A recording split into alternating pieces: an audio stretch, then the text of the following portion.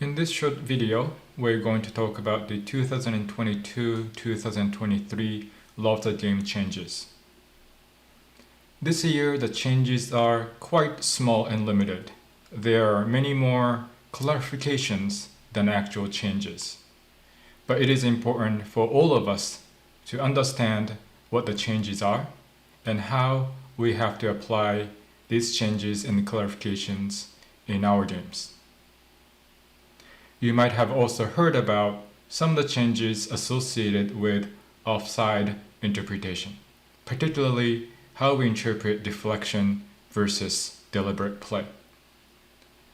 Those are not a part of the law changes, but the Michigan Referee Committee will provide some information about the new interpretation as to Law 11 in the future.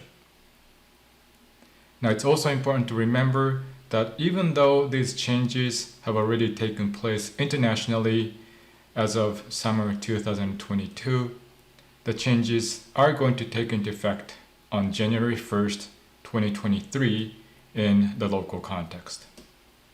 So if you were to officiate a match in September, October, November, or December 2022, then you will be using the old set of laws of game. There are some events, especially out-of-state events, where the new laws may be used. So as always, please make sure to check the referee manual so that you know which laws to apply. The first law change is about Law 3. There was some changes with the number of substitutions. There was a temporary amendment to Law 3, giving competitions evolving at the top level of games to have teams use up to 5 substitutions in a match with a limit on substitution opportunities. Now that has become part of Law 3. Grassroots games with unlimited subs are not likely to be impacted by this change. However, if you officiate any upper level games in the state, for example Open Cup games, then this change may impact you. So make sure to read the competition manual, such as the referee manual or league documents, so that you know how many substitutions are allowed in each game. The next law change is more of a clarification. It's about the coin toss. The referee must toss the coin. There are some games where guests are invited, and those guests have been allowed to toss the coin to determine which team takes the kick or which team defends which goal first. This is no longer allowed. The referee must toss the coin. It cannot be the fourth official, it cannot be an assistant referee either. Law 10, this is also a clarification. A team official may be cautioned or sent off during the kicks from the penalty mark. You probably knew that, but there was just a clarification made. Law 12, this is also a clarification. It's about dog zone. That there's a text that says, denying a goal or an obvious goal scoring opportunity, where a player denies the opposing team a goal or an obvious goal scoring opportunity by a handball offense, the player is sent off wherever the offense occurs, except the goalkeeper within their penalty area. This is ultimately what it is. If there is a passback, so-called passback, so a defender of team A kicks the ball back to the goalkeeper, and then the goalkeeper handles the ball. It's a passback offense.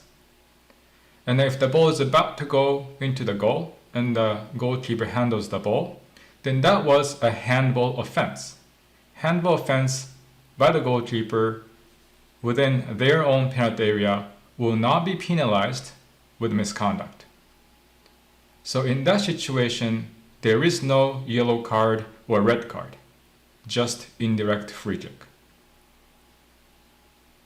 If the offense happened, let's say, on the goal line or a yard or two outside the goal line, then the indirect free kick would be taking place on top of the goal area line. However, if there's a double touch offense, Double touch offense is not a handball offense. It's a whole separate offense. If there's a double touch offense after a restart, there is a caveat. But after a restart, if there's a double touch offense by the goalkeeper, with or without using their hand or arm, then that can be a misconduct, if the situation warrants a misconduct. So in a situation where there's a dog saw or spa, and goalkeeper commits double touch offense, with or without their hand or arm, then there is misconduct as well as indirect free kick. So let's watch a few examples. We have two situations here. In the first video, the blue team is the defending team. Their goalkeeper is in pink. Let's look at what happens.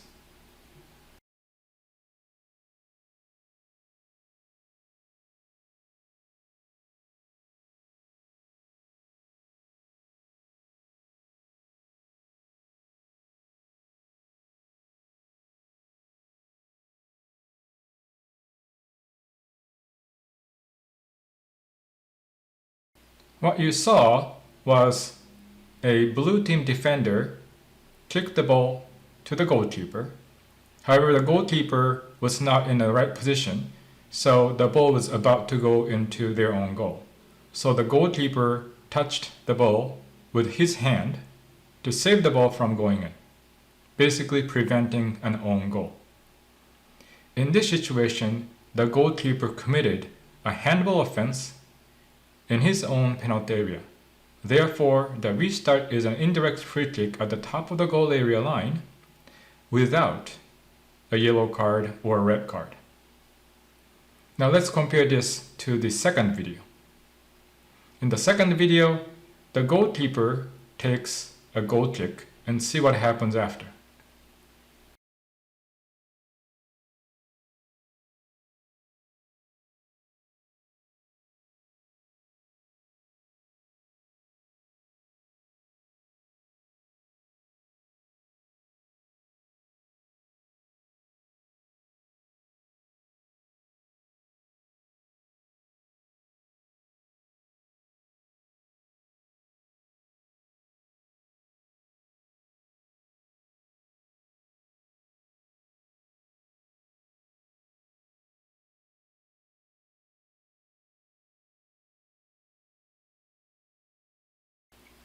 In this video, the goalkeeper clearly kicks the ball to her teammate, and it is a restart goal kick. And then this goalkeeper, just because her teammate wasn't going to play the ball, touches the ball again. Now this is not a handball offense. This is a double touch offense. It does not really matter if the goalkeeper played the ball with her hand, with her arm, with her foot. The offense was double touch. Therefore, in this situation, misconduct is applied.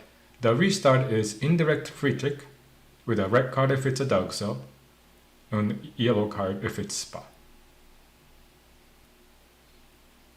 We have another change to Law 12.